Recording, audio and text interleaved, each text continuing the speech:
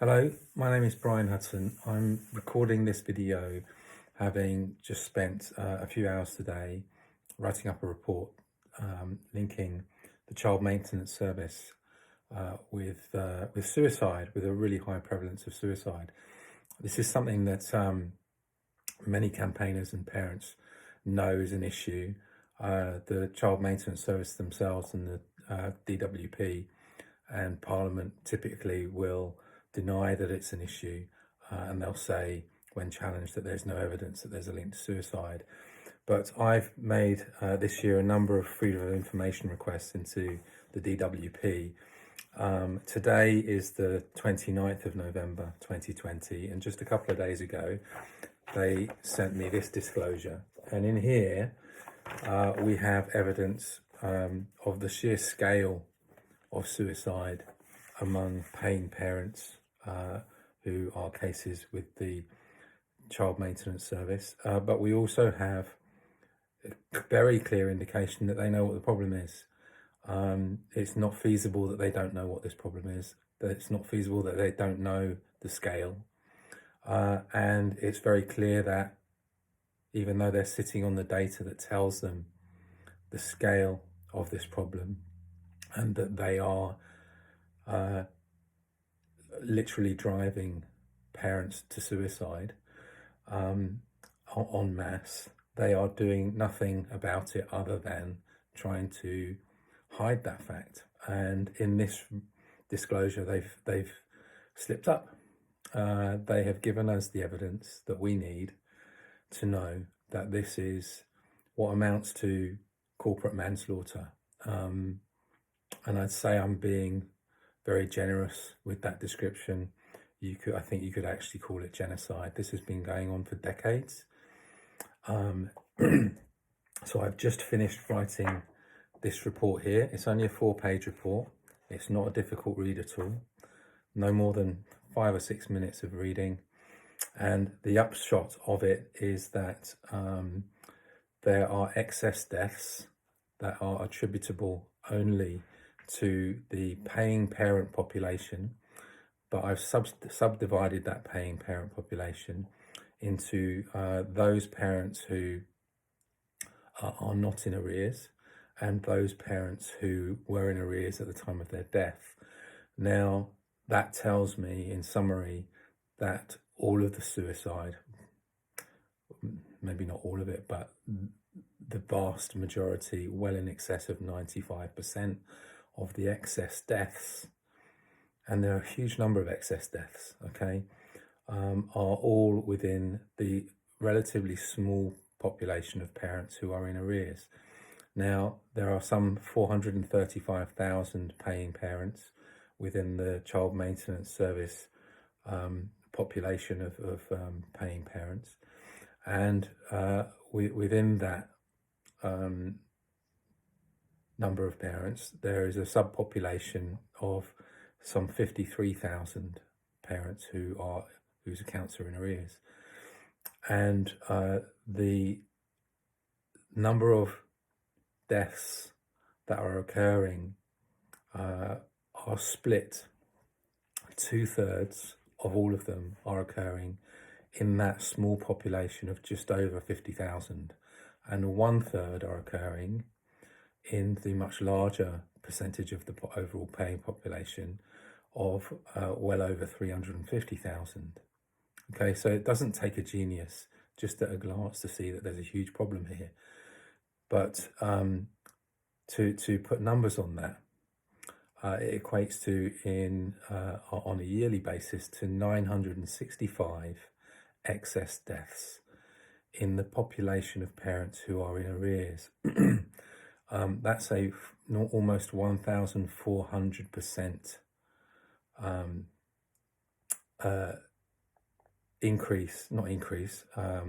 multiple. Okay, so 14 times more likely that you will die if your account is in arrears than if your account is not in arrears. Okay, and in the paying parent population that are not in arrears, their mortality rate is just 4% higher than what we expect from the Office of National Statistics. the rate of death for that age group of people, it's pretty much in line. It's not statistically significant, the difference. Yet in those accounts where they're falling into arrears, that subset, it's 1400% higher. Okay, a multiple of 14 times.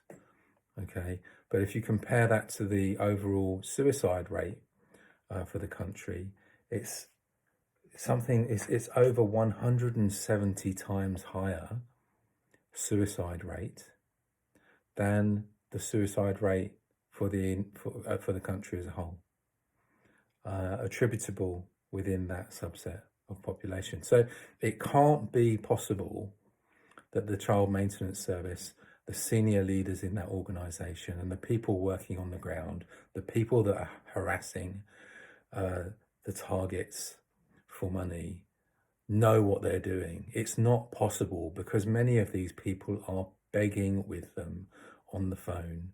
They're trying to give them information and evidence that they cannot afford to pay, and they are unrelenting. And I know this from personal experience, just how hard they go after you. Okay, now bear in mind that the estimated economic cost of a suicide is 1.7 million. Okay, putting aside all of the moral issues for a moment, the total arrears among all of those accounts where the parent has died is less than 10 million. Now add up all of those excess deaths, you're talking at 1.7 billion. How is this justifiable? What on earth are we doing? Let's think about the children that they're leaving behind, all right? So that's nearly 1,000 parents every year, possibly going back 30 years, all right? 30,000 parents taking their own lives, an average of 2.2 children per parent. How many children are now being left, thanks to the Child Maintenance Service and their policies, with no parent, the loss of that parent and the trauma of the loss of that parent in their early years, okay, and not having that parent now in their life permanently, and whatever that trauma brings into their life and into their adult life later on, the guilt that they will feel, the hurt and possibly the hatred for the system, for their other parent maybe, because it's quite possible that their other parent has created this scenario, with false allegations, with parental alienation, where these people are being hounded for money and they can't even see their kids. Okay, this is serious now. If we think about the domestic abuse charities who are running the narrative that domestic abuse has skyrocketed in lockdown and all the money being thrown at them, and by the way, I can prove that is false, and I will be releasing reports on that soon. Why are we getting no government funding into preventing this suicide and preventing the abuse of primarily fathers? Because this is affecting fathers, 96% of that population of fathers, okay? Not only are they not getting any funding to support them, are there no services to support them, right? Most of them are being accused falsely of domestic abuse, okay? Most of them are being prevented from having any contact with their children. A lot of them are being pushed into homelessness, bankruptcy, levels of debt that they just can't manage, and then still being harassed by the Child Maintenance Service. Why are we paying our government taxes in order to treat people this way? That's not what I ever thought I was paying taxes for. I never gave permission for this government department to do this to people, to kill children's parents. I've never done that. Have you? We have to do something about this. So I will be sharing this report and sharing this video and making a call for action, okay? But in the meantime, tomorrow and the next day and the next day and the next day, until there is a suspension of the Child Maintenance Service activities in terms of debt collection, pending a public inquiry that I will be calling for, so that this is investigated in detail, okay? And those who are responsible for this are held to account. I want to reach out to all of the charities that are out there and the support groups who are trying desperately to keep up with the pace of growth of this family law industry that is driving innocent people to suicide in their thousands every year. I'd like to reach out to you and ask you to redouble your efforts to support these people. If you're a GP and you're watching this, I'd like to reach out to you and ask you to be on high alert for anyone that comes to see you who tells you that they're involved in a family law process, they're in family court, or that they're being chased for money they can't pay by the child maintenance service, because they are at incredibly high risk of suicide. Okay? This is the highest risk group of people that there is in this country by a distance, like a distance of many multiples. There is no other group that is more at risk of suicide than these people. They account for a quarter of all the male suicide, from driven by one organization that we as taxpayers are funding in order to kill people. Let that sink in. All right, so I need you as GPs to be the first line of defense here, and you need to be doing whatever it takes to get these people support.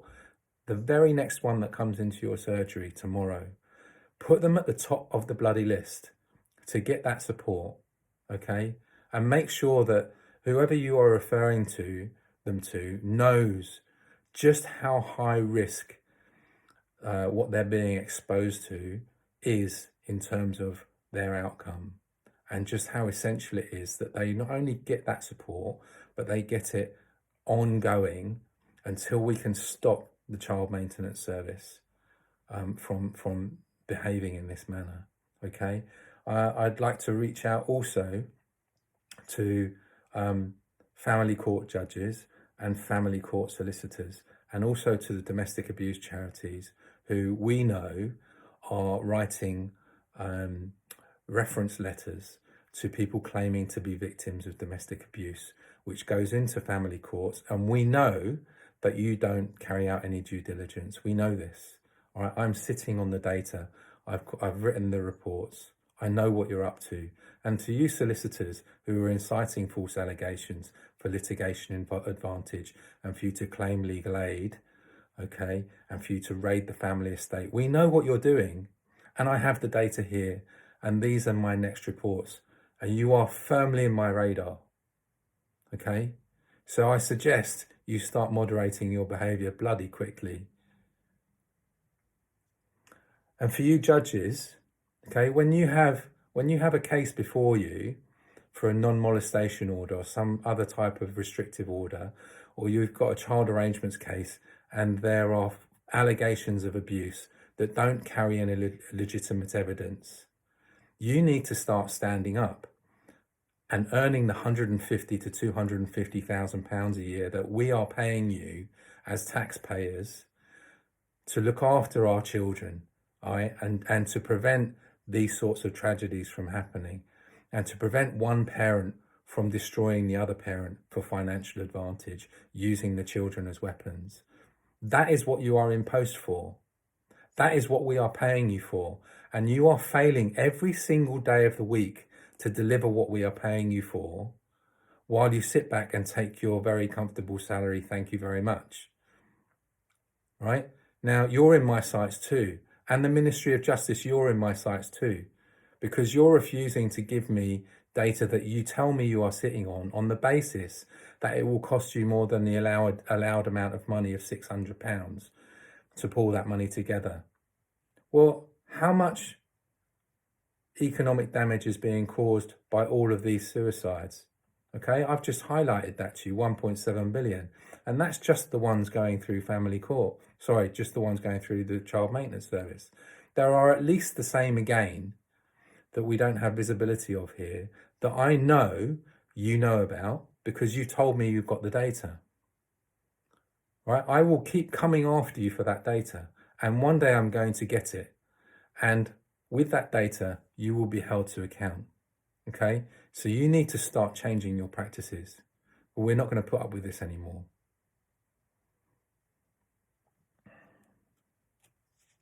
So they're the things that I would like to call for actions on immediately. I'm also going to be putting a petition together, and I'll link that to this video. I'd like you to sign that petition, and I would like you to get behind this movement now. Okay, this is so serious, and the escalation of these problems in family law are so dramatic over the last few years, driven by fraudulent professionals in family law, fraudulent professionals in the domestic abuse sector, domestic abuse charity sector. This has got to stop. Okay, so you need to start supporting and standing up, because when your kids are older, the chances that this is going to happen to them are, well, if they're a boy, it's more likely than not, when they have kids, that they are going to end up ousted, not seeing their kids, and they may well be one of these statistical numbers that the Child Maintenance Service do everything in their power to hide. Well, you've been busted, Child Maintenance Service, and we're coming after you.